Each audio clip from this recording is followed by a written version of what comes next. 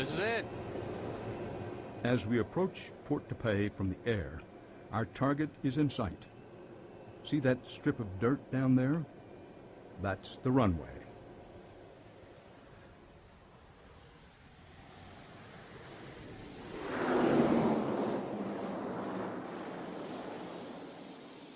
And within minutes after our landing, it will become a street again.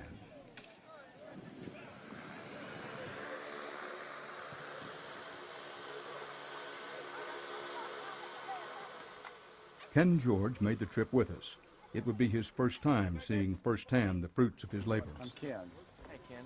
Vance. Vance. Nice and to meet Daniel. you, sir. Daniel, hey, man. Nice to meet All right, you. it's great to meet you guys. Hurry up, guys. The other plane come. There are no customs, no immigration. It's only a race to get food and supplies to the needy, which is almost everyone here. And now there are more people here than ever before. Port-de-Paix, or Port-au-Peace, is 150 hard, tough miles north of Port-au-Prince, the capital. Since the earthquake just over a month ago, this city and this area has exploded with population. Up by 10,000 in the town alone, up by 60 to 70,000 in the region. And more are expected to arrive as aid to Port-au-Prince ebbs.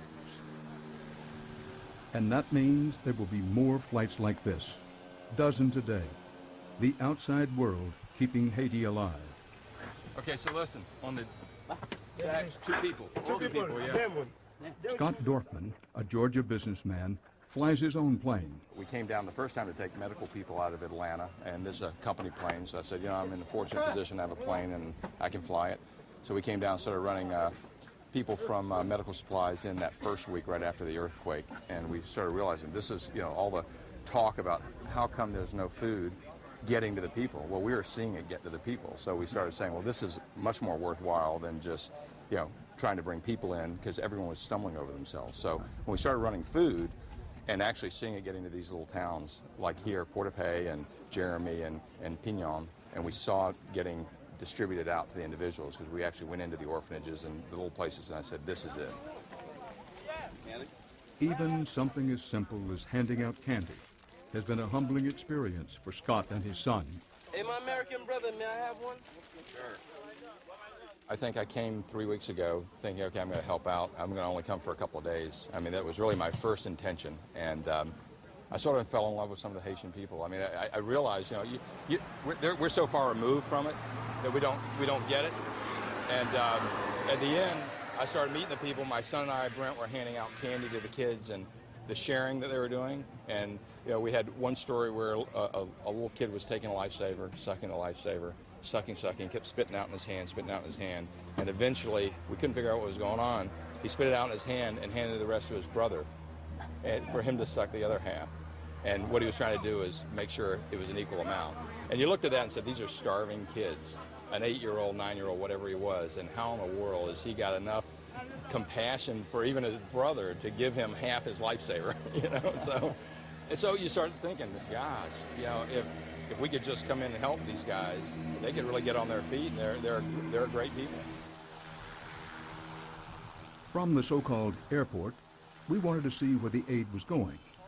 We were offered a ride on the back of a pickup and rode with Daniel Lashbrook, a local missionary, to his church compound. Daniel has lived here most of his life, ministering to the Haitian people. Our 4-mile ride, constant bumps, dirt stretches and all, takes almost half an hour on the suddenly burgeoning streets of Port-de-Paix. Refugees from the devastation of Port-au-Prince are everywhere. Refugees with nothing but the clothes on their back. What did you see change the most here since the earthquake? I think the thing that's probably changed the most is just any little bit of hope that people had, it kind of pretty much just disappeared with the earthquake, because they figure, you know, the Capitol, the only thing that's been standing for the last 200 years almost, you know, the Capitol building, and now it's destroyed. So pretty much just the hope, like everyone just feels like nothing's gonna be able to work in Haiti anymore.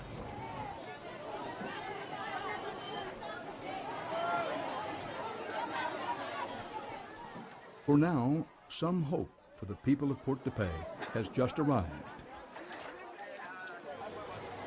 Is it like this every day? Yeah, every day that we have this food give out, it's always like this. It gradually becomes more and more people.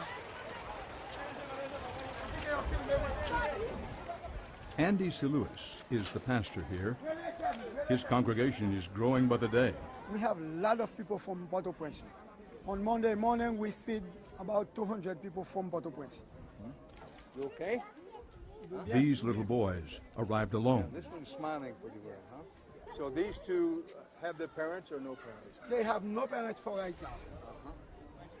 And this lad, who's a little older, Yeah, is he from Port-au-Prince as well? Port-au-Prince as well, yeah. And the two ladies are from Port-au-Prince? These two ladies are from Port-au-Prince. And children. These two women and their children arrived by a bus provided by the government to move people out of the capital and into the countryside. And when did they come? Qui l'ont venu, hein? C'est après. They came here January 15th, 3 days after the earthquake. Right. Well, do they have any hopes?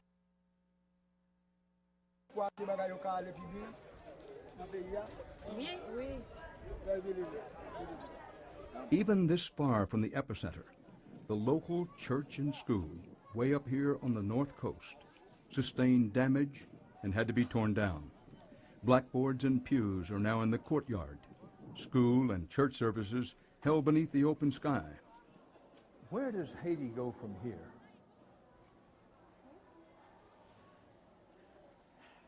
I don't know. I really don't know. I don't know how to explain that to you, because you are talking with to a poor man who doesn't have a lot of power. Like I said, I'm not a political man.